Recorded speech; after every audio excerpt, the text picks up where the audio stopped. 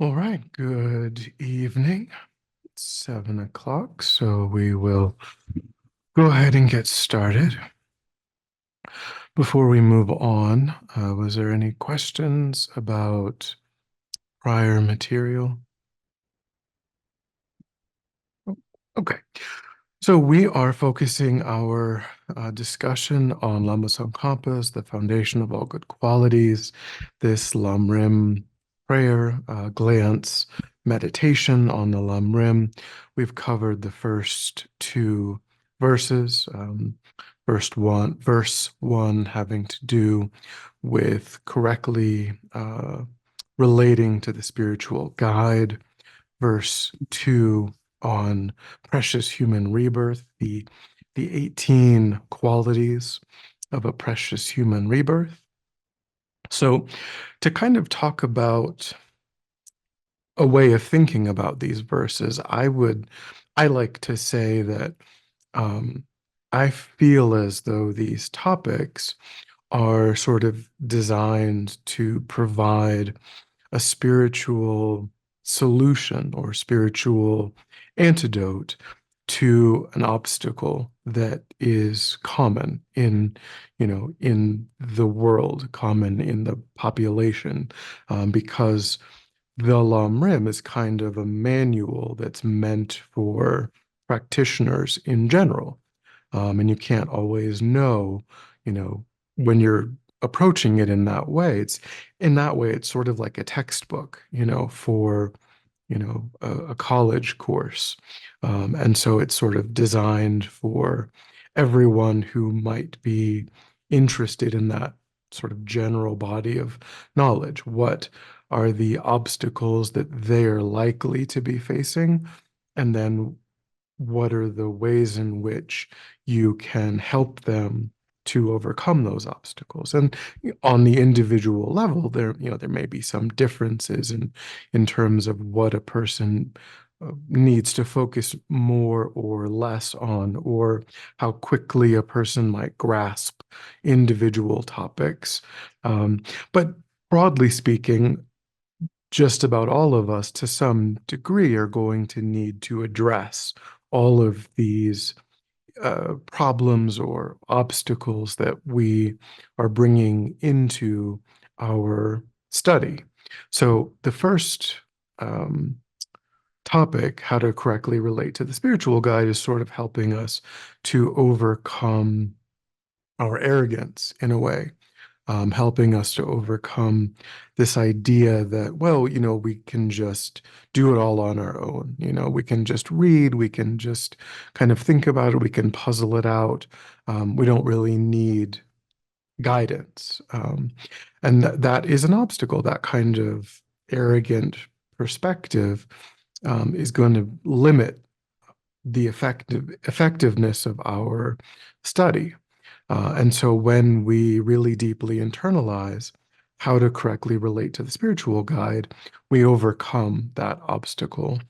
And also, there are differences between what it is like to study on one's own versus what it is like to study under someone who you have a great deal of respect for, who you see as, giving you kind of this personalized, really accurate feedback and so on.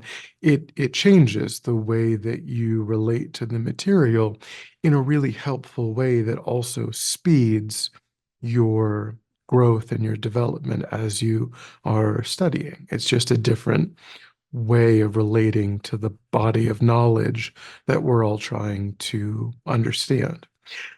The second topic that we covered also, perfect human rebirth, is helping us to overcome the kind of the idea, well, there's 8 billion people on the earth. And so, it's being human is no big deal. It's so common. There are so many humans. It isn't really something that we have to think about, or, we just sort of take it for granted, given how many people there are, how common it seems to be.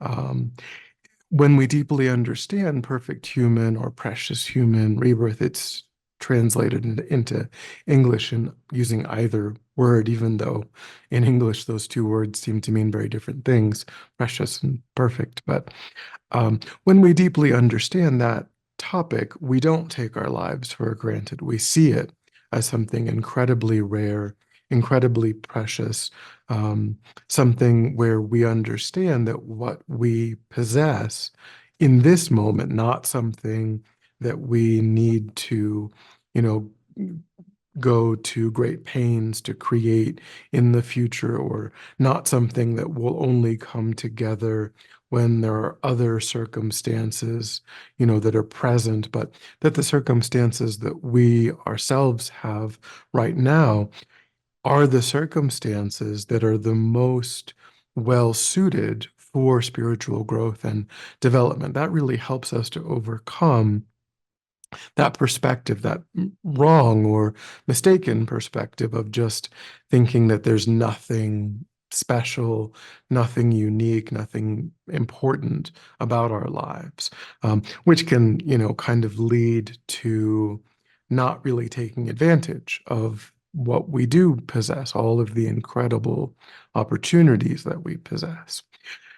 Now, when we're going to move on to verse 3, we see here that verse 3, let me get this. Verse 3 is going to introduce the topics of impermanence and death. Impermanence and death. And also karma is going to be introduced here. So we have really these three different topics that are introduced in this verse. So we already have discussed the meaning of impermanence in Buddhism, that which changes moment by moment. There's no two moments that are the same. So our body is impermanent. We describe that as one of the compounded phenomena. Our body is a product, it's composed of parts, and therefore it is changing moment by moment. And our body is also temporary. Our body Right now, our body is working well enough that it can host our consciousness. We have a body and we have a mind, and they're actually both impermanent. They're both changing moment by moment. But because our body is functioning well enough, our mind is able to remain connected to this particular form. But there will come a point, because of the impermanent nature of the body and the temporary nature of our body, those two interrelated concepts, there will come a point where our body ceases to function. We will die, and our mind will separate from this form. Um, so remember how quickly it decays and death comes. And then after death, this idea of karma. Here it says black and white, karma follows. So here, black and white are kind of a poetic way of talking about constructive and destructive is one phrasing of positive and negative is another phrasing. When we looked at the ethical teachings in prior classes, we said that when the Buddha says that, for example, killing is a negative karma, stealing is a negative karma, etc., that those were stand-ins for the mental state that motivates those actions. And that's really what we're talking about here when we talk about black karma, white karma, positive or negative, virtuous or non-virtuous, constructive and destructive, all of these synonymous ways of talking about the same concepts. What we're saying is that there are some states of mind that lay down karmic seeds that have a particular quality or energy to them. And when those karmic seeds ripen, and we'll talk about this in a bit, that they ripen as experience and they ripen in ways that are similar to the energy that was present in the mind when that karmic seed or tendency was laid down in the mind. So when we are motivated to engage in a constructive action due to the wish to be of benefit, the wish to help, the wish, the intent to yeah, I would say to benefit, to be helpful, to be useful, um, then that karmic seed has a particular quality. And when that particular karmic seed ripens, it will bring about a result that's also um, positive, that is also pleasant, that is supportive. Um, and conversely, when we engage in an action where the motivation or the intent is to cause harm rather than to benefit, we are laying down a karma that has a quality of that same sort of energy.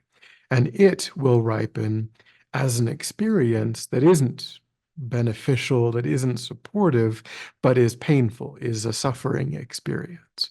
Of course, under certain circumstances, even when that karma ripens, we may have the skills to not actually suffer. Um, but the experience itself is not supportive. It's not beneficial. When we get a headache, that isn't a beneficial, supportive condition kind of from it, as a as an experience. The person who gets the headache could be that they've developed the skill to understand what's happening and to not experience it in the same way as a different person who may kind of really experience that in a very negative way, who may react to it. So, how we react to a negative or a positive karma, that could be something that we have some control over, or that we can generate some control over. But the experience itself is a karmically driven process that's coming from past action. Um, and particularly here, this is talking about the karma that ripens specifically at death. Which has the power to establish the kind of rebirth that we take. So it's that particular karma is important to think about because it actually establishes where the mind takes rebirth. Okay. So this is just going along. Verse 3 and verse 4 are kind of connected. So we'll look at verse 4 and then we'll circle back to these ideas. So verse 4 is finding firm and definite conviction in this, please bless me always to be careful to abandon even the slightest negativities and accomplish all virtuous deeds. So this is talking about understanding that this karmically driven process is going on. If I can find conviction in the fact that, my mind is under the influence of this karmically established process, then I will necessarily, naturally become careful to guard my karma. I will try to avoid even slight non-virtues, and I will take every opportunity to accomplish virtue. I will, be motivated to watch my actions and particularly watch my motivations in that way, so that because I understand how to navigate my spiritual evolution on the basis of karma, I understand that my future lives, my future experiences are dependent upon the motivations that are present in my mind right now. So I need to cultivate constructive motivations, and I need to work on the familiarities that are present in my mind that are not so virtuous so that I can take control over this karmically driven process. Okay. Any thoughts or questions before we move on? Um, how does that tie in? And forgive me if it's way off the topic here. Bardos. I know there's talk about that karma. Yeah, so Bardo, or the in-between state, is whenever any sentient being experiences a death, their mind, that mind that is disassociating from that particular form, before it actually associates with the next form. So, let's say an animal dies, and that animal, that consciousness is going to leave the body of that dog or cat or what have you. And then let's say it's going to become human in its next lifetime. In between, it's called the in between, the bardo, it will experience the bardo. Um, the bardo, which is just a Tibetan word for the in between state, the state in between individual lifetimes. And that's a period where the mind, it I mean, there's a whole kind of body of knowledge on the bardos, but there's a maximum amount of time. There's no minimum amount of time that a consciousness can spend in the intermediate state. It could just be a couple of, I mean, no one really knows. Well, some people, enlightened beings, could probably describe how time passes, but it's not really talked about. I guess it's not so important from the perspective of the Bardo being. They talk about it from our perspective, and I don't know if those are the same or if they're different. But from the human perspective, there's an upper limit to how long a consciousness can remain in the Bardo, which is said to be 49 Earth days, human, days, as a way of talking about it. But there's no minimum amount of time. It could be just a few minutes, it could be a couple of hours, but you can't you can't remain in the bardo forever and ever and ever. They talk about basically karma is ripening, so karma ripens at the moment of death, and if that karma that ripens at the moment of death, if that karma is able to associate with a form that is appropriate to that karma, then that rebirth will be relatively quick. If there's no form that kind of matches that karma, then they talk about these sort of intermediate deaths that happen in the bardo, where different karmas are ripening over time, to try to basically where the mind is sort of, I don't know if trying is the right word because that implies like a conscious process, but there's a karmically driven process where karmas are ripening, and then when that karma matches a potential rebirth, then that rebirth occurs. So you could imagine that if you had the karma to take rebirth as a human, it it would be a particular kind of human rebirth, and there may not be a fetus available right in that moment that exactly matches that karma. So a different karma would have to ripen, because there's just no available womb at that exact moment.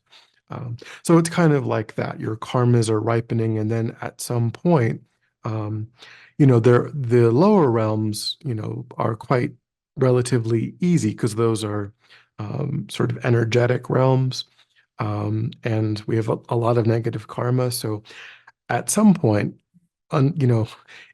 if the virtuous karmas are not ripening and so on, you will most likely take rebirth in the lower realms, maybe toward the end of that process, if things are not working out otherwise, because that's relatively easy to have happen. Um, That's basically, yeah. So, I mean, there's books, on the Bardo, but that's kind of the general idea.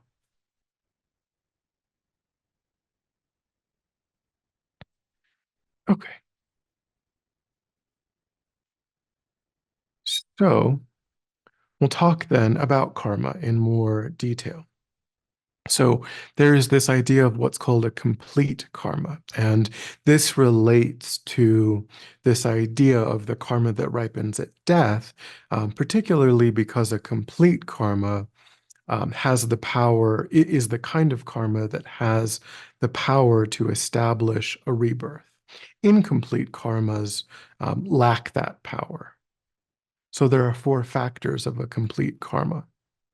And I think we alluded to this maybe in the answer to a question or something that came up before.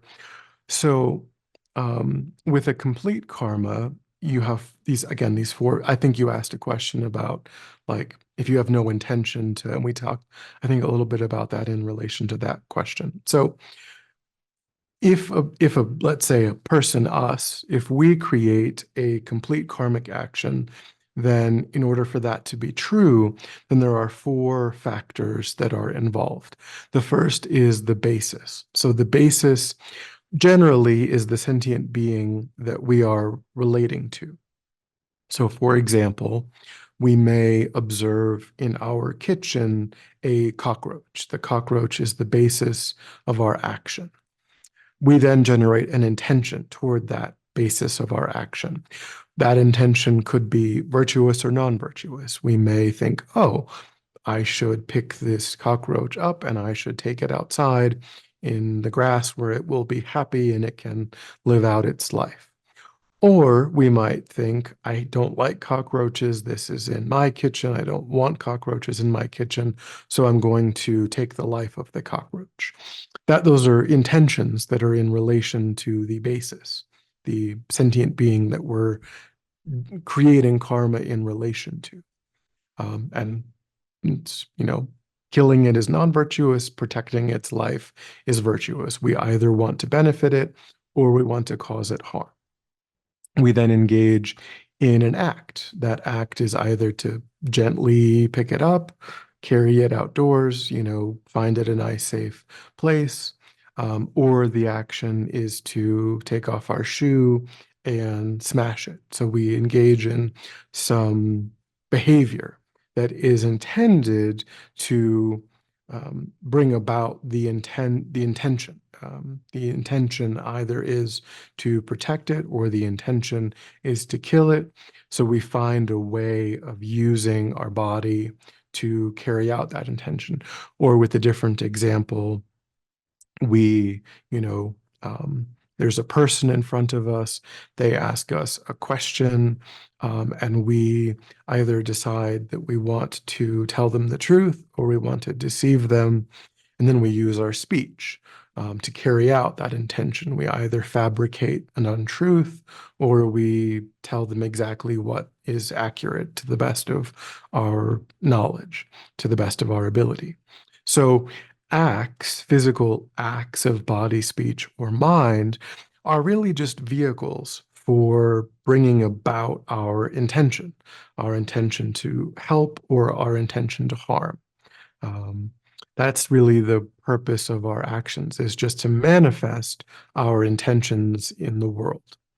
And then there's the completion. So with killing, the sentient being actually has to die. And we have to know that that sentient being died. We have to observe that it died. If we miss the sentient being, if the cockroach, scurries out of the way, then it's not a complete karma of killing. It's an incomplete karma. We wanted to kill it. We tried to kill it, but we failed to kill it. It moved, or we missed.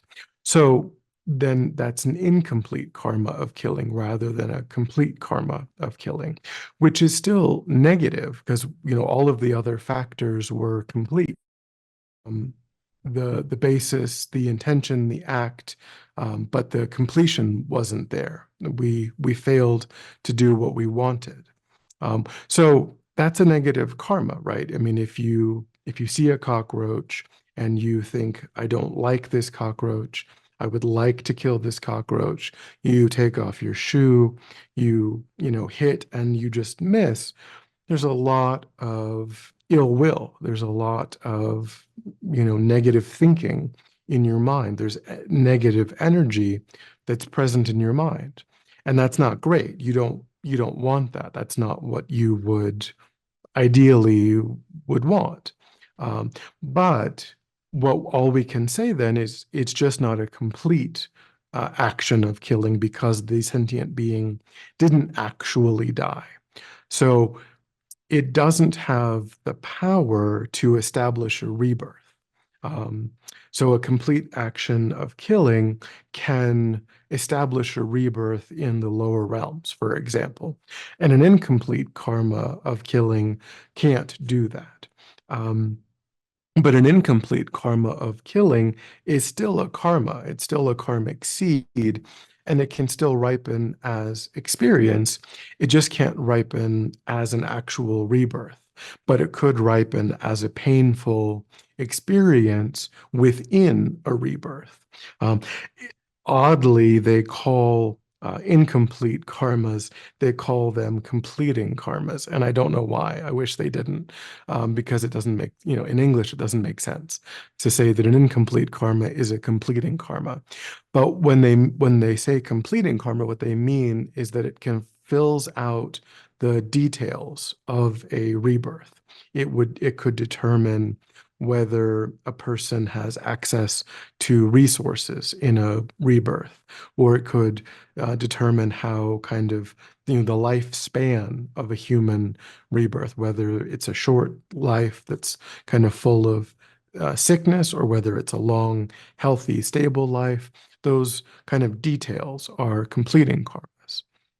And not all karmas, not all completing karmas are pervasive over the course of a whole lifetime. A person may have, access to resources for a period of time, and then they might lose access to resources because a different karma is now ripening. Or they may go through a period of hardship with their health, and then they may have a long period of really, really stable, good health because different karmas are ripening at different times. Um, and it's also true that a complete karma can ripen in the course of a lifetime and also fill in those details. But it's just the takeaway is that a complete karma can establish a rebirth and an incomplete karma cannot. But they're both karmas, and the more of these factors are present, the stronger that karma is. When all four are present, then you've got a karma that's strong enough to establish a rebirth. Um, any questions about that? Does that make sense?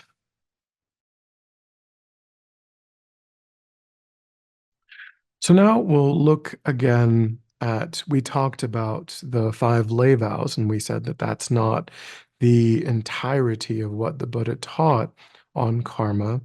There's some additional karmic guidelines. But so we'll look at the guidelines that the Buddha gave for the three doors, our body, our speech, and our mind. Some will be from what we've already discussed, and we will just kind of move on from those, and then some will be new. So the ethical guidelines for what we should do with our bodies, there's three: do not kill, do not steal, and do not commit sexual misconduct. So again, these are all the same as you find in the five lay vows: to not kill, not steal, and not commit sexual misconduct. And they're in the lay vows, as we said before, because they're not particularly subtle karmas. It's reasonable for a person to say that they will never do these again, particularly in relation to not killing humans, as we said, to not kill, to not steal, to not commit sexual misconduct. We really have control, or hopefully we have control over those kind of coarser aspects. Then there's ethical guidelines for our speech. Um, and here again, do not lie. We've discussed not lying, but then there are three that are new: divisive speech, harsh speech, or idle speech. And these are subtle, actions, and so they're not part of the lay vows because it's pretty unreasonable to say for the next 20, 30, 50 years, I'll never engage in divisive speech, harsh speech, or idle speech. So divisive speech is where you are using your speech to hear, kind of as it says, to sow division, to kind of cause people to be disharmonious with each other. So you may be saying something that's true, but if your goal is to basically make one person not like another person, or to not be friends with another person, maybe because you're jealous, or you don't like that person and your friend does like that person, so you're trying to get them to agree with you to also not like that person. You're creating division with your speech. And you may be, it could be that that person that you're um, saying bad things about, maybe you really feel like they don't have they really do have some problematic qualities, but you're really just trying to harm them. You're really just trying to get people that maybe do like them to not like them anymore. So you're trying to basically wound them with your speech, by creating this division. So it doesn't have to be false, but your intent is to generate division among people. Harsh speech is, again, also trying to wound with your speech kind of in a more direct way toward the other person by insulting them, or just raising your voice, maybe threatening them in some way, causing them to be fearful in some way, using your voice, your speech in a direct kind of aggressive manner where you're trying to cause them to be wounded by your speech. Um, and again, very, it doesn't, we all do this. We all do all of these, many of these things we do. We yell at people, we say things in the heat of the moment that we didn't really mean. But it's not good. It's not a positive tendency that we have where we say insulting or harmful things to people.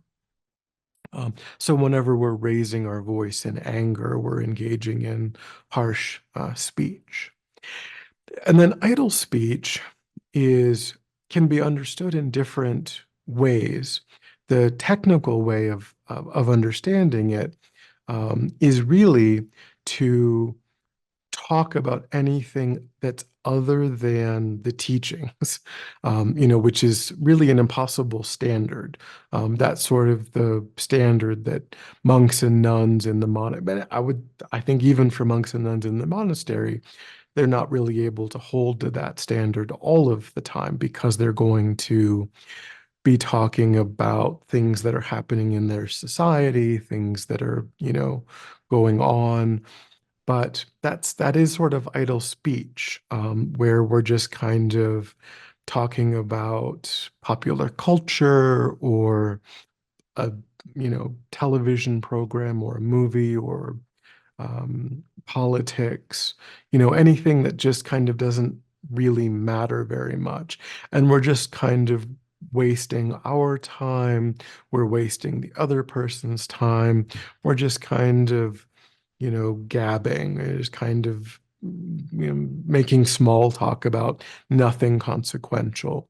So this is not, harming other people in a malicious way like the other pharmas are, but it's very easy to spend a lot of our time doing this. It's very easy to just waste a lot of our time talking about really meaningless topics. So, and it's just not productive, you know. And I would say that there are examples of this that can be more problematic, like gossip, when we're talking about people behind their backs. We're saying, you know, did you hear what this person said or did? Or, you know, that's a particularly, you know, it could be malicious or it could just be, again, you know, unproductive way of using our speech. And again, the trouble is that it's so easy for us to fall into idle speech. So the idea is that we should really just try to think about how often we're falling into that and try to be more mindful about our speech and try to be, of course, you know, we have no choice but to make small talk with people to kind of make, and you know, if our goal is to try to make the other person feel more comfortable, try to maybe establish a rapport with them, then you know that's totally fine. But we can kind of think about how, you know, am I really trying to benefit this person with my speech, or am I just sort of talking about nothing? And if that's happening over and over again and it's not really ever helpful, then we can think about that and we can try to adjust. So those are the ethical guidelines for our speech. There are four guidelines for our speech. Any questions about the guidelines for our speech? Oh, okay. So the last of the three doors is the mind, the body, speech, and the mind, the three ways in which we can create karma. We can create karma with our body, with our speech, and but unfortunately, we even create karma just within our own mind. With body and speech, we're talking about overt actions but mental actions also create karma. And here we're talking about all of these are examples of negative karma. This list is called the 10 non-virtuous actions. So these are all talking about things to avoid doing. Um, so there are three that deal with non-virtues of our speech, I'm sorry, of the mind. So covetousness, ill will, and wrong views. And I think to some degree these have come up before. Covetousness is kind of making designs on, you know, even just in the mind, like wanting what other people have, being dissatisfied with what we have, um, you know, hoping that other people will give us what we might enjoy or what we might like, thinking about how great it would be if we possessed, you know, the kinds of things that the people around us possessed. Because this is often, even though it is just in the mind, it is often a precursor to saying something to someone, or it could even be a precursor to stealing, or it could be a precursor to manipulating someone into doing something that, you know, would make us happy. So it's a mental state that could lead to, you know, problematic things. Um, ill will is just as it says, you know, wishing ill on someone, not harming them, but just wishing ill on them. Um, and then wrong views, as we said, like denying the teachings of the Buddha, not being open-minded about the teachings of the Buddha is wrong views.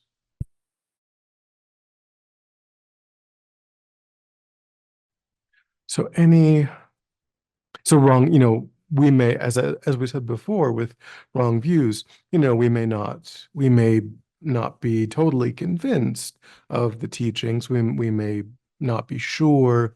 We may be just exploring, but at least we haven't, you know, closed the door. We haven't said, oh, it's all just nonsense. It's all just made up. It's, you know, it's totally fabricated. And that kind of thinking from the Buddhist perspective, doesn't really allow spiritual growth, at least in terms of the Buddhist direction. It certainly allows spiritual growth in the direction of other philosophies that may be at odds with Buddhism, but you know, there, from the Buddhist perspective, there are unique advantages to the Buddhist perspective. But of course, that doesn't mean that everyone has to be Buddhist. It's certainly, a person might just take from Buddhism what benefits their mind, and that's totally fine.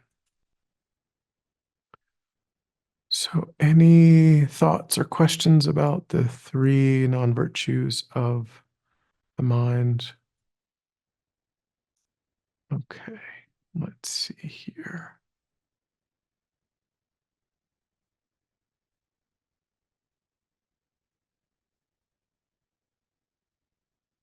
Let me just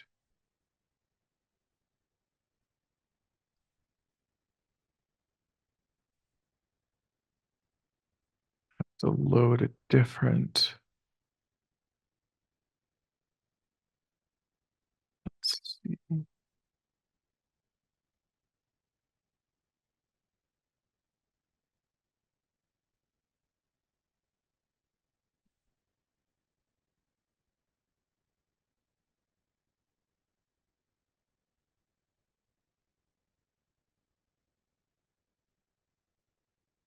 Okay, it's just gonna take a second. Any thoughts or questions from anything that we've covered?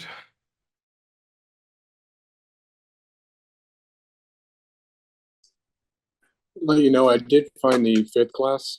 I did find a link for it. I think you taught a year ago.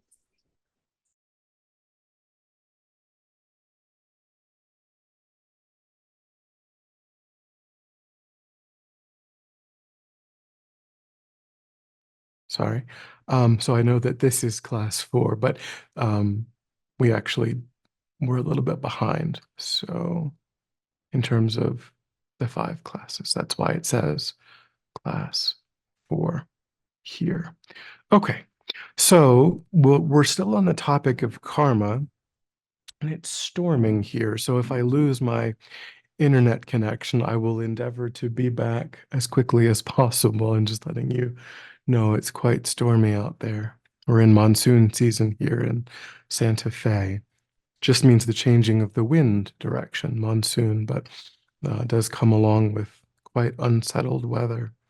Um, okay, so here we're going to talk about the 4 features of karma, or the 4 characteristics of karma is another way of talking about it. So this applies to all karma, whether it's virtuous or non-virtuous. All karma has 4 characteristics.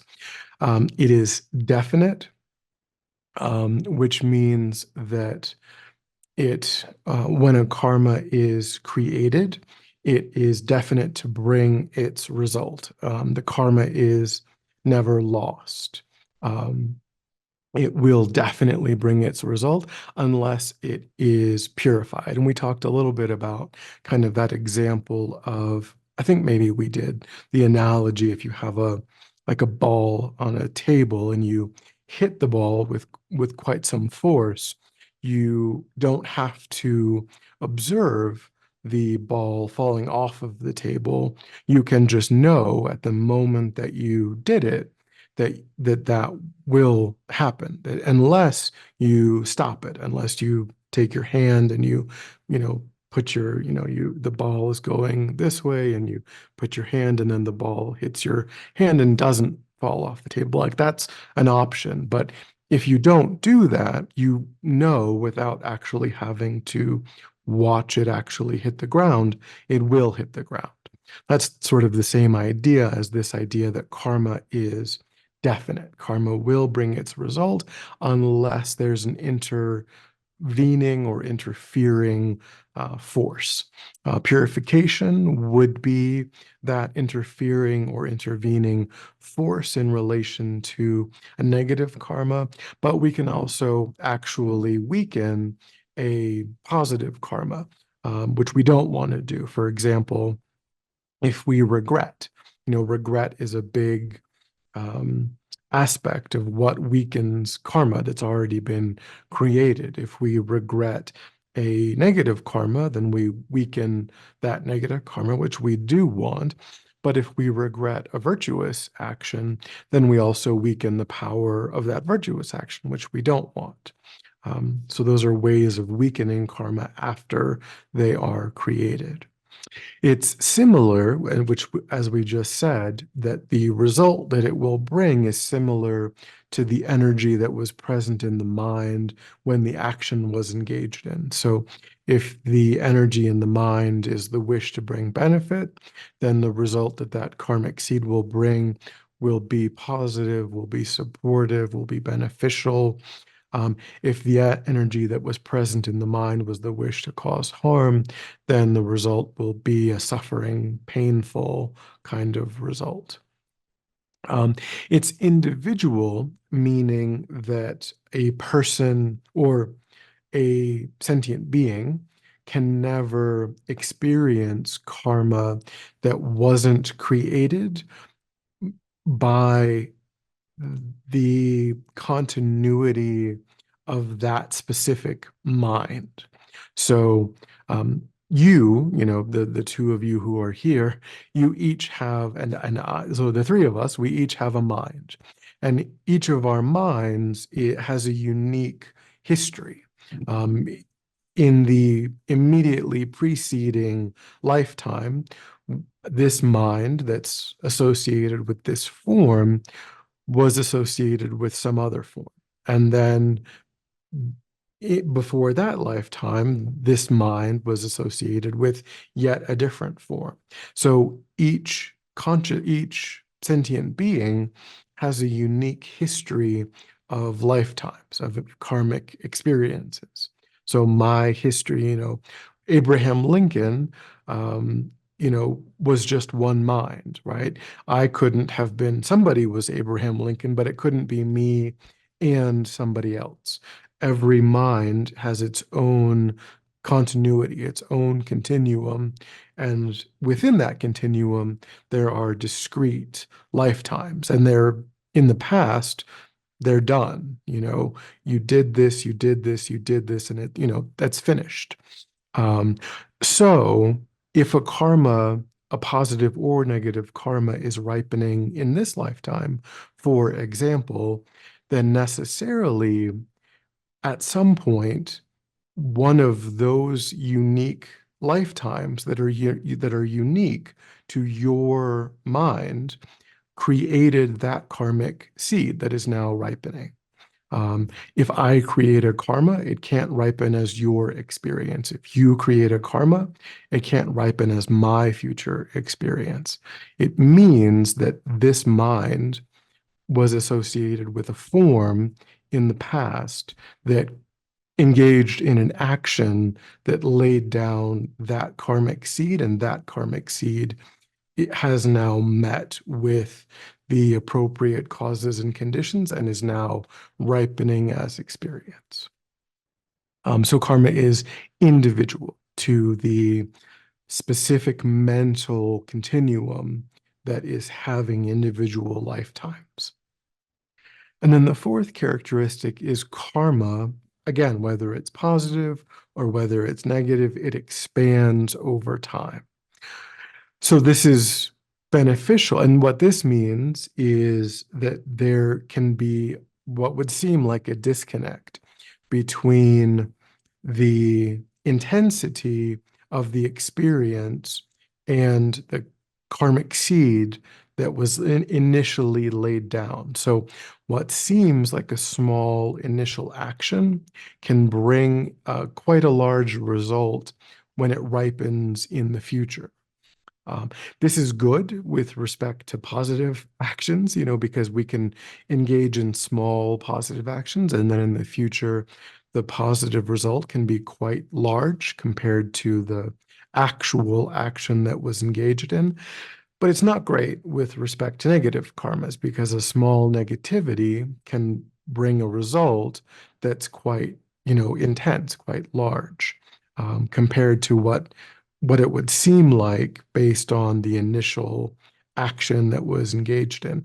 So this goes back to abandoning even the slightest non-virtue and accomplishing all virtuous deeds, right? It goes back to that kind of way of thinking about karma. We should really try to, and then, of course, brings in the importance of purifying the non-virtues that have been created. So we really should try to make an effort to avoid even small negativities, and when negativities are engaged in, to purify those negativities through regret and so on.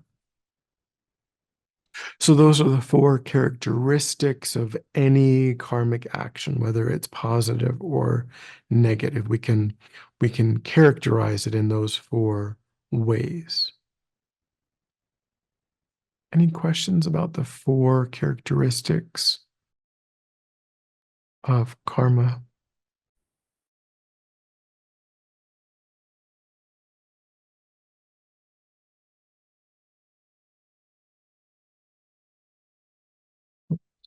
Okay, so this is not labeled. I don't know why it's not labeled as the next verse of the foundation of all good qualities, but it is the next verse of the foundation of all good qualities. So we have now progressed out of the small scope. We've progressed into the middle scope. So the teachings on the small scope are the teachings on, karma, the precious human rebirth, and so on. Because that's what we need. We need to understand that because we said that the motivation of a small scope practitioner is good future rebirths. So you need to basically understand karma and what it leads to in order to take control of that process and to create those good future rebirths. If that's all you want to do, that's all you need to know, is that it is a karmically driven process. And what is the way of guarding your karma to give rise to those good future rebirths? However, now we're on the middle scope. So on the middle scope, we recognize that good future rebirths are not all they're cracked up to be. They have some utility, some benefit in giving us the time and the space to engage in spiritual practice. But other than that, they still have shortcomings, they still have disadvantages. So that's what, this verse is about, is thinking about just pursuing the kinds of pleasures that are available to an ordinary sentient being, even in these good upper realms, um, isn't really what we should be aiming at. Because we talked about, the suffering of change and all pervasive suffering and so on. The sensory pleasures, which are kind of all that are available to us, being able to eat good food and enjoy the company of people that, we agree with and that, we like and so on. Those are not real, true, permanent, lasting, uncontaminated sources of happiness. They're temporary, they're fleeting, and they themselves, when they're engaged in without any kind of break, they themselves become the source of our suffering. We get tired of that food. We get tired of being around the same people and so on. So we need to really understand the shortcomings of that approach. Um, and instead of just hoping for good future rebirths for the sake of good future rebirths, we should really be focused on liberation from cyclic existence as a whole. That should become the real focus of our lives, not just, creating positive karma because we don't want to experience the lower realms, but we would rather experience the upper realms. We need to see that the upper realms are not a good in and of themselves, that their only utility is to give us the ability to continue to practice. but that our real goal ought to be liberation. So again, um, on the basis of that, which is the pure thought, led by this pure thought, mindfulness, alertness, and great caution arise. So again, this refers to not only guarding our karma, but really thinking about, am I um, exaggerating the pleasantness or the unpleasantness of this experience? Am I, just creating the karma to experience good future rebirths because I'm caught up in that way of thinking that this is all that I can hope for is just good future rebirths. And so that's what, and maybe I feel like I really enjoy these sensory pleasures, and I feel like that's all that there is. And so I'm kind of enamored by them. We want to have that kind of awareness, sort of. They taught the analogy that they give is like licking honey off of a razor blade. That's kind of what attachment is like. That well, yes, in that moment it's sweet, but you don't want to get a razor cut on your tongue. That would be really unpleasant. And so ultimately, that is what this way of thinking, it can only lead us down a path that's not ultimately what we would want. Um, Pratimoksha vows, again, refer to the five lay vows or the vows of a monk or nun, kind of that which holds us back from suffering, really living in the vows. And we can include to some degree the bodhisattva vows, the vajrayana vows, the ways in which we are held back from this by navigating our life in a really skillful way that's informed by all of these vows that the Buddha gave to people for how to, think about their lives. Um, yeah. Okay. So that just those verses there, really that's the that's the middle scope. These verses where we understand that you know good future rebirths are not great. And so we really try to navigate our lives in a skillful way where their focus is on liberation. That's in a really, really brief way of talking about it. Of course, like if you were to study the middle scope in the Lamrim Chenmo or in practicing the path, there'd be probably a couple hundred pages of more detail on how to really go about that. But that's the essence of the middle scope. So now we can go all the way to the great scope, which is bodhicitta, bodhicitta and the correct view of the nature of reality. So bodhicitta, we've said, is the wish to achieve one's own enlightenment for the purpose of bringing all other sentient beings also to their enlightenment. So that's what this verse is talking about, is recognizing that it isn't sufficient for oneself to just get out of cyclic existence, to just put an end to one's own suffering, because all other sentient beings are in the same boat. All other sentient beings are in the same existential condition of cycling through these realms of painful existence. Um, and so, out of love, out of compassion, we ought to not just secure our own welfare and abandon sentient beings to this wandering in cyclic existence. We should really become interested in their suffering, and wish to free them from that suffering.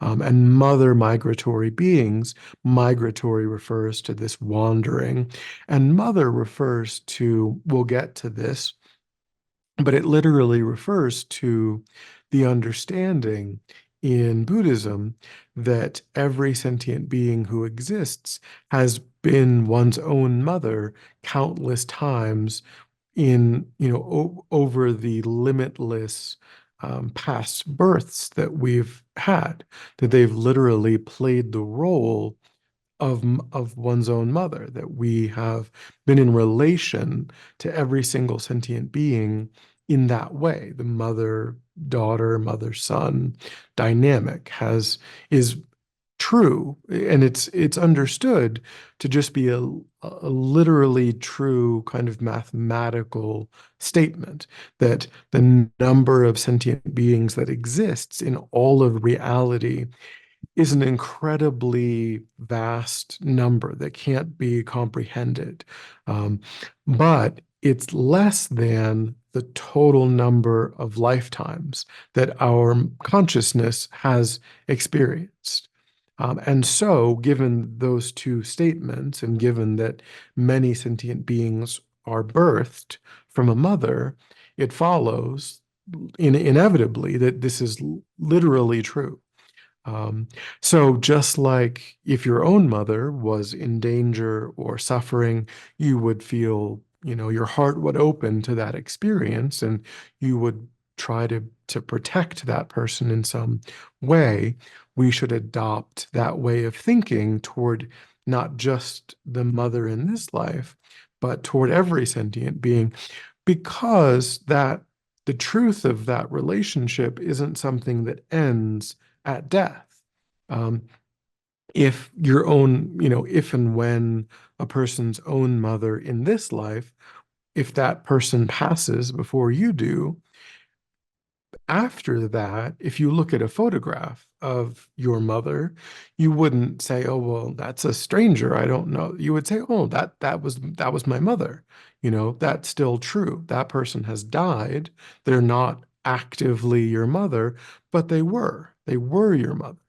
And so every other sentient being is not actively your mother at this moment, but they were. And they were validly that, in exactly the same way that the mother in this life is or was validly that. It's not, there's no difference in the truth or the validity of that statement. And so there ought not be any difference in the kind of warm-heartedness that would arise in thinking about um, these other sentient beings in terms of the sorts of kind actions that they engaged in as our mother in those respective lifetimes. That the death of that person isn't relevant to the truth of that relationship.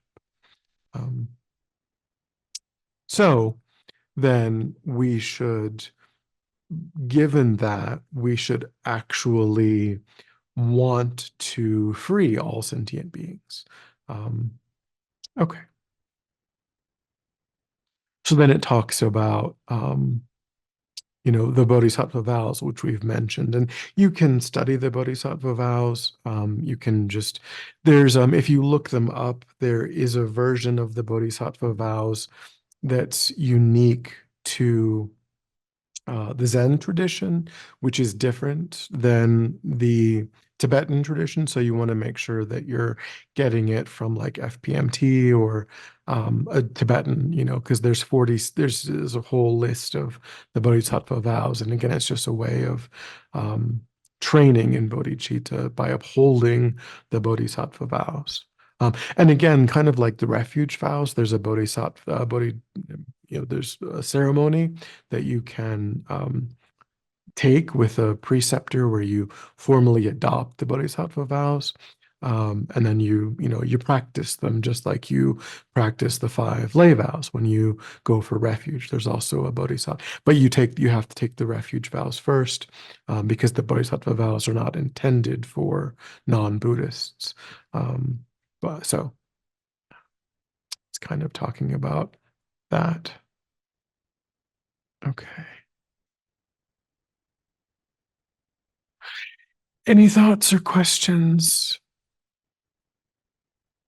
Okay, so we talked about bodhicitta, this wish to achieve enlightenment for the benefit of all sentient beings.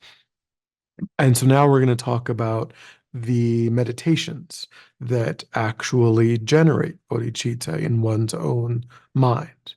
And before you can actually generate bodhicitta, you have to develop equanimity, which is overcoming our partial attitude that we naturally have.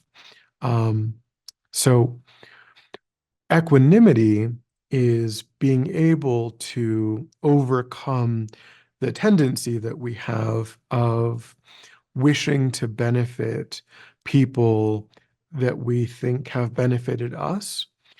We would say that those are our friends, people that we agree with, that seem to be, that have been kind to us, that are nice to us.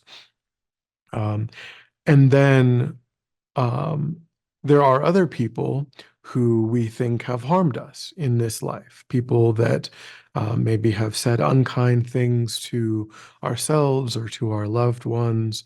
They hold views that we think are reprehensible, that are harmful. And in Buddhism, they label that group as the enemy. So friends are people that we think of we've been benefited from. Enemies are people that we feel like we've been harmed by. And then there are strangers, according to this, in this way of thinking. We're talking here about this predisposition that we have of putting people in these categories of friend, enemy, and stranger. So a stranger from this perspective is someone who's neither benefited nor harmed us. People that are just in the background of our lives. They're just in the grocery store, on the sidewalk. They don't do anything that's helpful. They don't do anything that's harmful. And the problem is that we, as ordinary sentient beings, we find it pretty easy to want to benefit those who have benefited us. We don't find it particularly easy to want to benefit people who are strangers, who haven't helped nor harmed us. And we find it really quite difficult to want to benefit people that have harmed us. Um, and as long as that is operating in our minds, as long as we're having those difficulties, we can't generate bodhicitta. We can't really say that we wish to lead all sentient beings without exception to enlightenment, because we're leaving we're we're leaving out the people that are, the murderers. We're leaving out the people that are, the arsonists, and even the people that are, just have been really disrespectful to us, that have just really been, maybe felt like they betrayed us in some way. We can't really say that we wish that they achieve enlightenment. We can't say that we really wish for them to have peerless happiness, because really we wish for them to come to some harm. The people that have done terrible things, people that, that harm us, people that we think are destroying the environment, or, destroying civilization or whatever, we're okay with them meeting with pain and harm. So it's not true, really, that we want to benefit them, that we really want to bring them to enlightenment. And we have to overcome that partiality in order to be able to really develop bodhicitta in our own mind. So it's a prerequisite, it's a precursor to bodhicitta. And, to really have that is extraordinary, to really have this equanimous mind where we don't preferentially wish to benefit those who have only benefited us, but we really, truly, genuinely want to benefit everyone.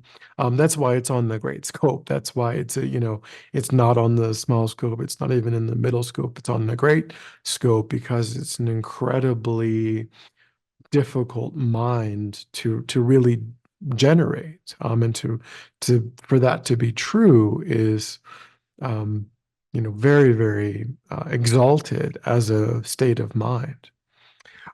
But assuming that we can get there, assuming that we can see through the mistakes that are part of that partiality, and we can generate that mind of equanimity, then we're ready to develop bodhicitta.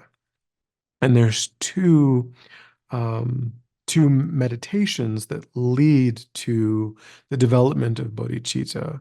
The first is called the Six Causes and One Effect meditation. Are there any questions before we move on to?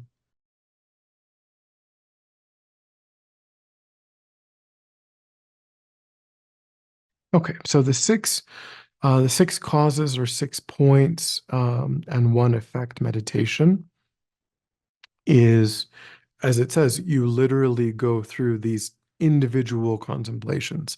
And we've talked just about this. The first step in this meditation is to recognize all beings as having been one's own mother, not just once, but countless times over beginningless past lives. So every ant, every human, every dog, every cat, every fly, every mosquito, every sentient being, that consciousness was associated with a form in a past life that was literally the mother of the form that this consciousness that we have inherited in this form was associated with, that relationship existed between every single sentient being that exists. And again, it's just sort of a math problem that's sort of presented as logically true. Um, but so we have to think through that logic and get to that perspective. That's the first step, is thinking through that logic.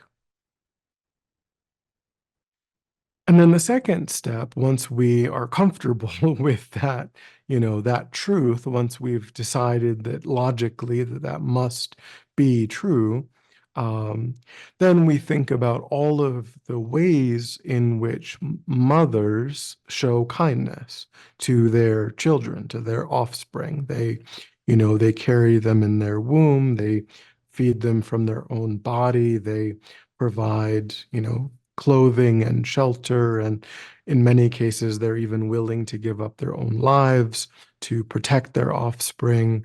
They undergo hardship. They might engage in non-virtue like stealing in order to provide the necessary conditions for their offspring to be safe and to be protected.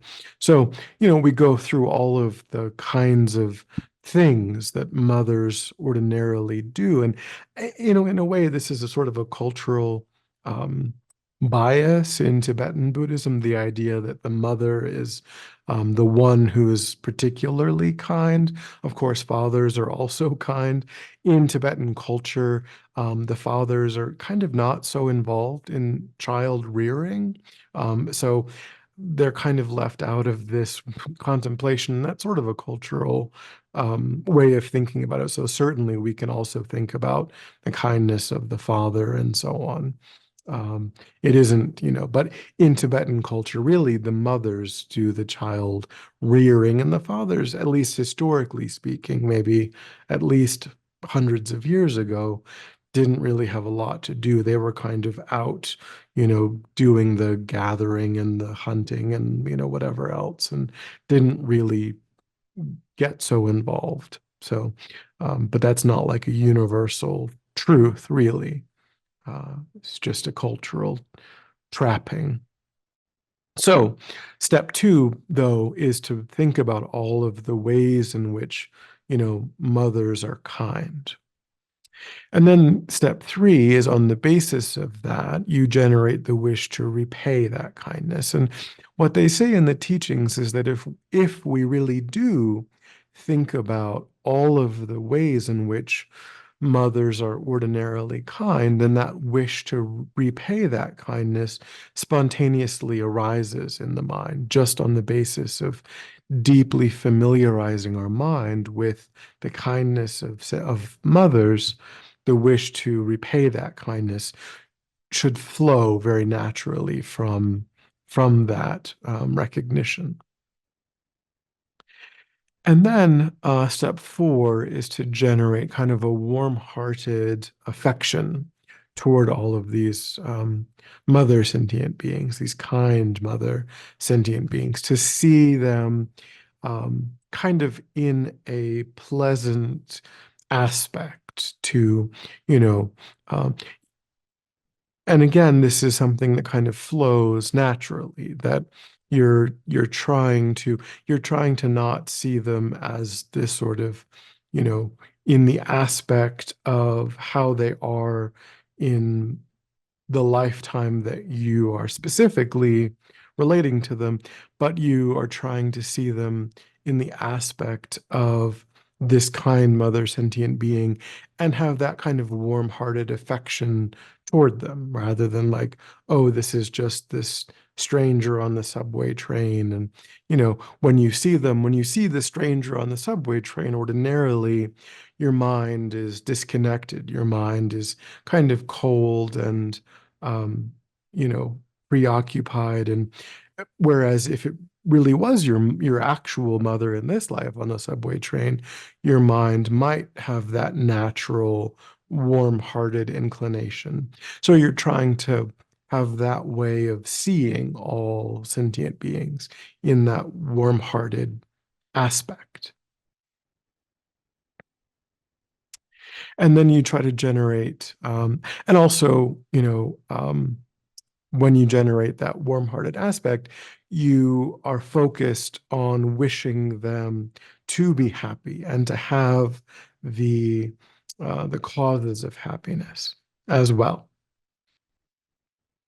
And then when you generate compassion, you are also wishing for them to be free of suffering and the causes of suffering. These are the definitions from the Buddhist perspective of love and compassion.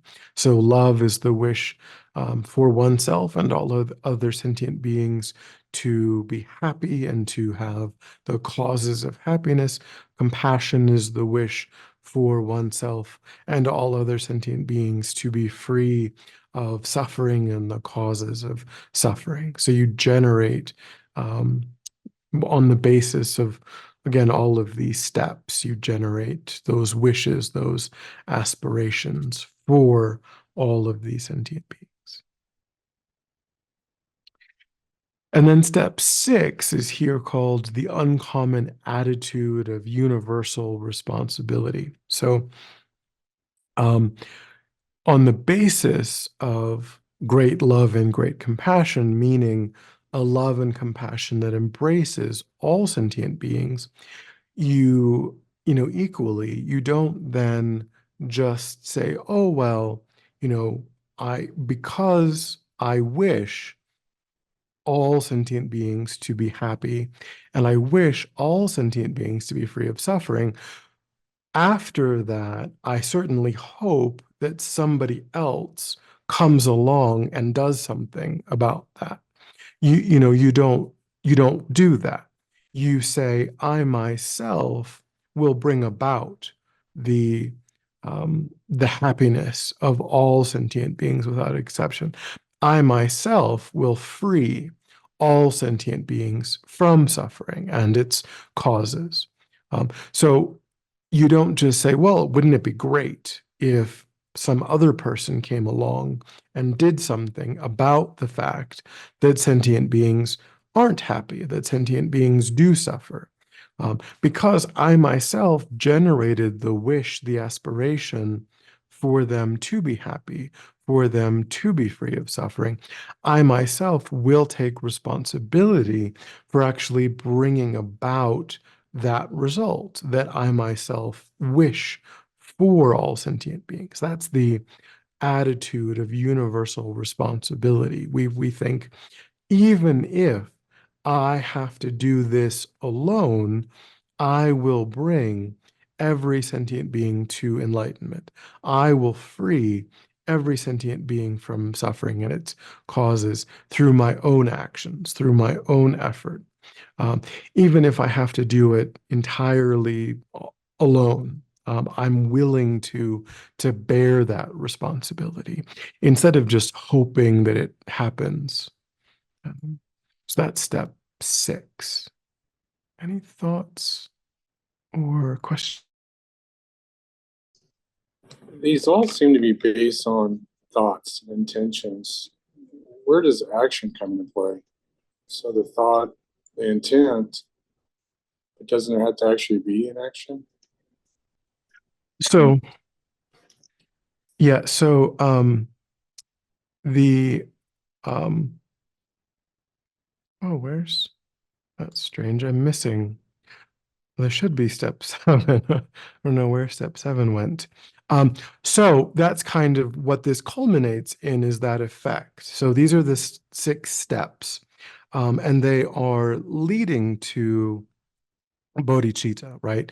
So these 6 steps are what then culminate in bodhicitta. And so what you do after step 6, after you take responsibility for freeing all sentient beings from suffering, leading them to enlightenment, you then recognize that in my present condition, I can't really make good on what I've just taken responsibility to do. It would be kind of like if you look at the world and you see that that there's a lot of heart disease in the world, right? There's like it's the number one killer of humans, heart disease. So you decide, I myself will prevent all heart disease on the earth, right? You then would have to say, well, but I can't, right? In my present condition, I'm not capable of that.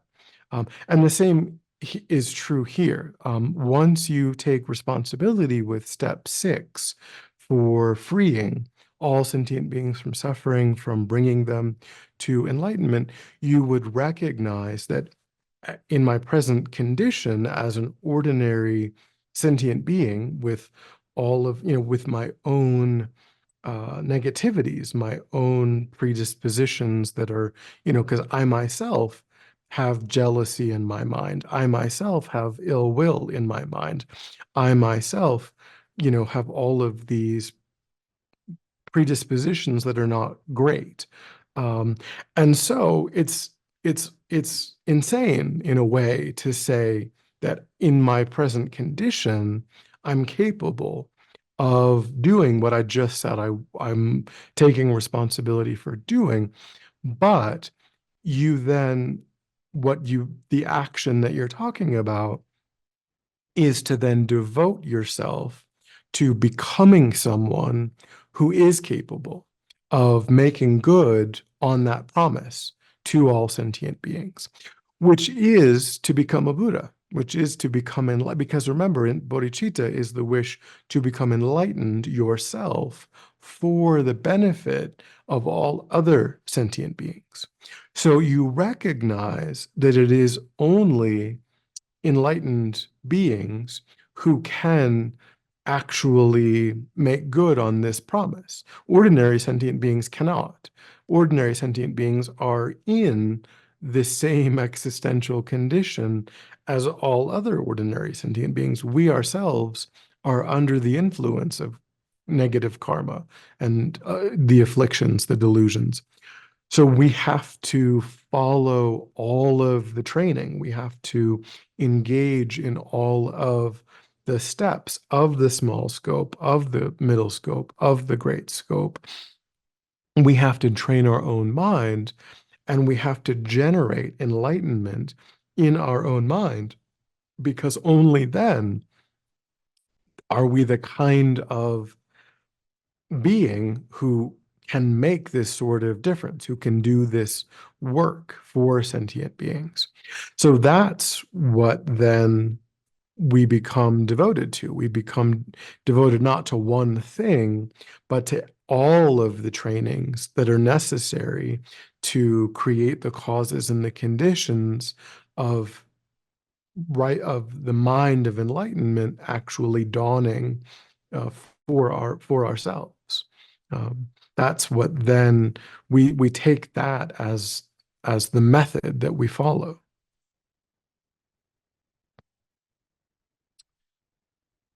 Okay. So there's, as I mentioned, there's two meditations that both lead to bodhicitta, both lead, ultimately, can cause a person to generate bodhicitta in their own mind. The second is called equalizing and exchanging self for other. Um, okay, so we'll just talk. So the first method, um, the 6-point cause and effect meditation, that relied upon, as we said, the very first step was to see all sentient beings as having been one's mother, to think about the kindness of the mother, to generate the wish to repay the kindness of the mother, and so on. So the whole premise of that meditation is sort of transactional in a way. We said that we were getting away uh, from a mind of partiality, right? We talked about equanimity, where we're getting away from friend, enemy, and stranger. But really, with that first meditation, kind of all we're doing is we're putting everyone in the friend category in a way, right? Because we're trying to see everyone as being, kind to us. And if we can see everyone as being kind to us, then we've eliminated enemies and strangers, and everyone is now our friend. And so, on that basis, we generate the wish to benefit them. The second method doesn't, and that's a very kind of transactional process. And it's familiar to us, right? It's kind of like, well, this person gave me a gift, so I want to give them a gift. Um, and it's almost like an indebtedness, as we said, wishing to repay the kindness of all kind mother sentient beings. So that first meditation is sort of tapping into something that's quite familiar to us, like all sentient beings have been kind rather than just some sentient beings have been kind. And so I want to repay the kindness of all sentient beings. The second method doesn't depend on that transactional process. It goes to the heart of self, because here when it says self for other, what it means is self-cherishing for other cherishing. And self-cherishing can sound like a good thing, like taking care of oneself, but really what it refers to is wanting to secure one's own benefit, even at the expense of others. So only looking out for oneself, even at the expense of others. That's self-cherishing. Whereas other cherishing is securing the welfare of others, even if it's, somewhat uncomfortable or somewhat difficult or challenging to oneself, even if oneself is sort of put in um, a lesser position in order to secure the welfare of others. So exchanging self-cherishing for cherishing others. On this basis, we can also generate bodhicitta. And this just goes directly at the heart of how we ordinarily are. We ordinarily do have the mind of self-cherishing. We ordinarily do just try to secure, to try to make things work out for oneself alone, and even at the expense of others. Um, and when we see all of the disadvantages of that, when we see how that narrow self, that kind of egoistic self preoccupation, when we see that as disadvantageous, when we recognize all of the harms that flow from that attitude, and we see the advantages of overcoming that self-centered mind and focusing more on being of benefit to others, we can kind of go directly to bodhicitta in that way. We can kind of, just recognize that my ordinary self-centered mind is the source of all of my misery. It's the source of, all of my dissatisfaction. It's the source of all of my anxieties, all of my fears. They're all rooted in the mind of self-cherishing, in the mind that puts my own desires, my own interests above those of all others. When I adopt the brave attitude of caring more about others, then that kind of mind is fearless. That kind of mind is without anxiety. That kind of mind, has real strength, real determination. And we can then see that the highest welfare for all sentient beings is enlightenment, and therefore, just on the basis of all sentient beings not having been one's mother, not having been kind necessarily, but just their status as a suffering sentient being means we ought to work for their welfare, and bring them to enlightenment.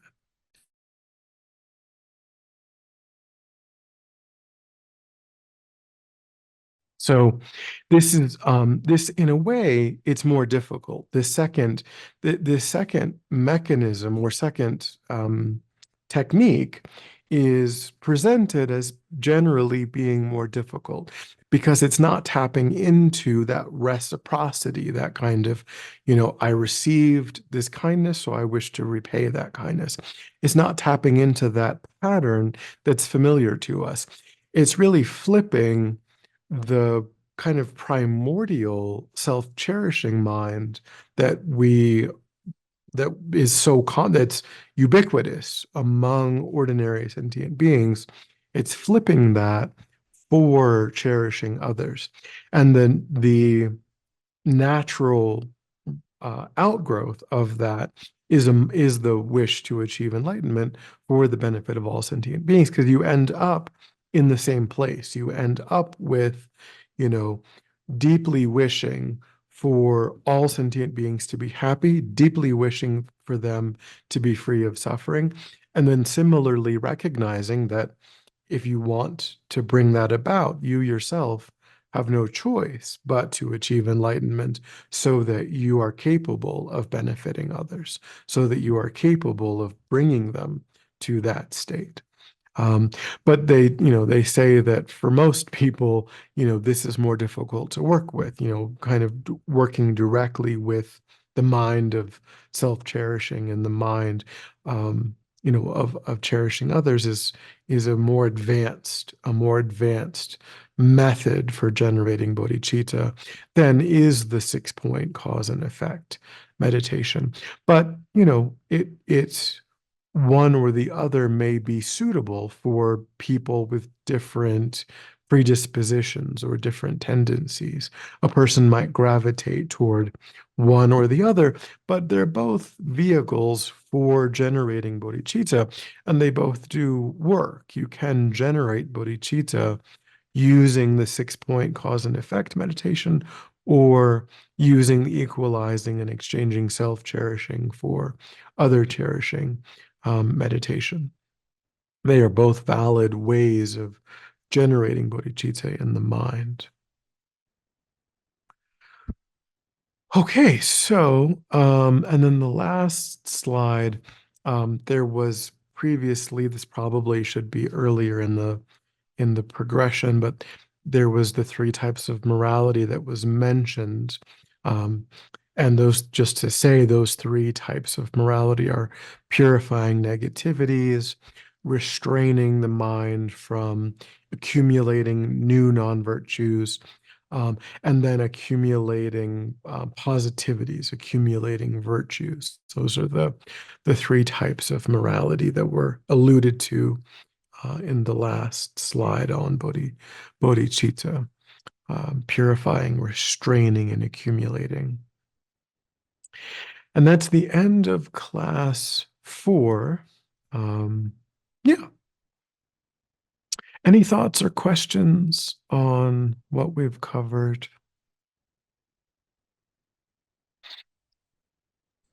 I do have a question on the meditations. Um, Actually, which meditation would you recommend? I know it sounds like more of a title, but is there a category of meditations under each one? Between the 6 point and the so I mean there's different ways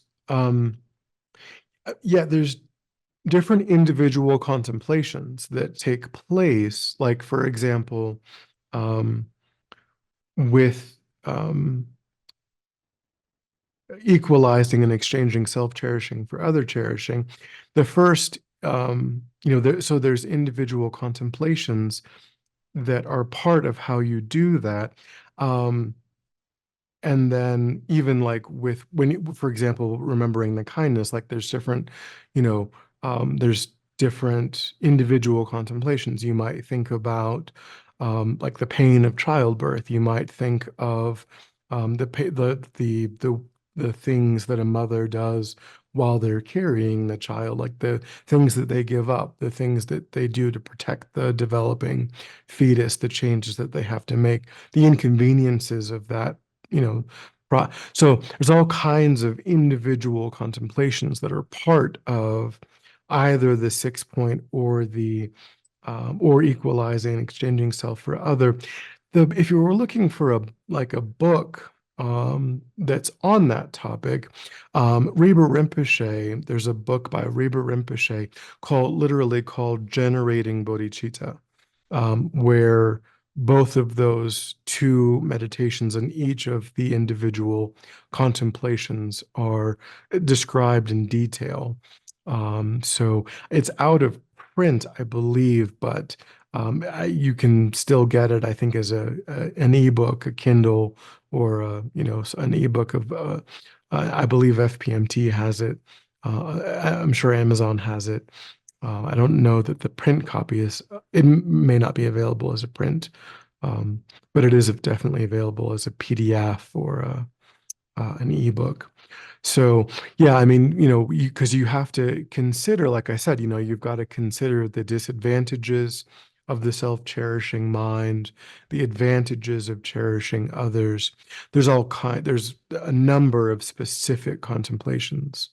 Um,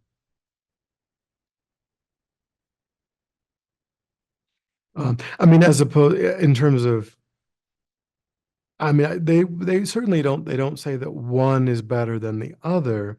Broadly speaking, they don't say that, but they do say that for most people, they find it easier to work with the 6 point cause and effect, because again, it's more that reciprocity that it's based on is a bit more comfortable.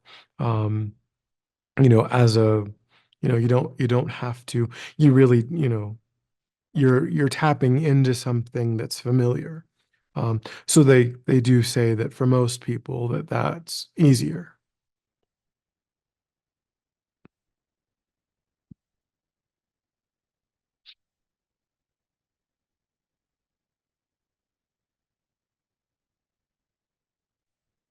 Did that kind of answer your question? Yes, it did. There is one other question: Mhm. is what are the next steps? I know I've taken a few other classes, but I'm not sure how to chain them together yet. So, so we do have this new class that's also on Fridays. Um, it's the experiential lamrim class, and so they just started that today. My understanding is that, and you can talk to, that's being run by Shanka. It's from 5:30 to 7 on Fridays. That would make the next class, the very next class from FPMT's perspective is Meditation 101, which is, next month is at 7 o'clock on Friday. So that would probably be pretty difficult to do both. But we will do Meditation 101, starting on Tuesdays, like in a few months. So you can, and it's also available as a correspondence course through fpmt.org. Meditation 101 is, so you could take it that way as well. But so the experiential lamrim is going to go through all of these topics that we've been talking about, and then the ones that we haven't. So they've literally started with precious human rebirth. The first. So that's certainly an option, is the experiential lamrim class. Um, aside from, yeah, so if you wanted to go directly into the lamrim, that's kind of, what I would maybe would be a good idea, to do that, because it's going to take you through these individual contemplations. Yeah. And studying, like and that class is actually using Yangtze Rinpoche's practicing the path, like I mentioned.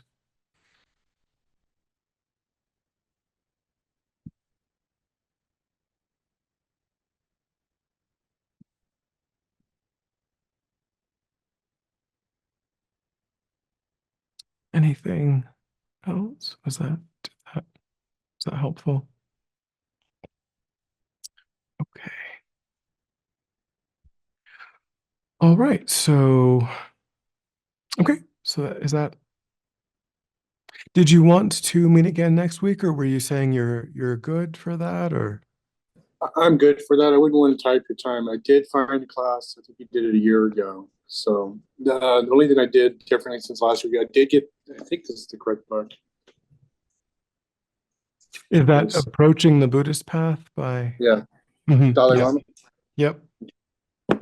So I started that. So thank you for these classes. Yeah. You can email me with any questions. spc@tnlsf.org is my email address. And Sure. yeah, if anything comes up. I'm sure will. So Elizabeth, so we're actually using the link for the 9 o'clock class. So I have to I'm talking to just kind of Elizabeth right now, because there is the 9 o'clock purification class. So I have to end this class, which is so Elizabeth is here actually for that class. So Elizabeth, I'm gonna kick you out, unfortunately, because I have to cause this class to end, so that the recording will get generated. So you'll just have to come right back for the 9 o'clock class with Venerable Katie on purification practice. So that's where we are with that. And that's what I will do. I will end this, and then Venerable Katie can get started. All right. Have a good night. Thank you so much.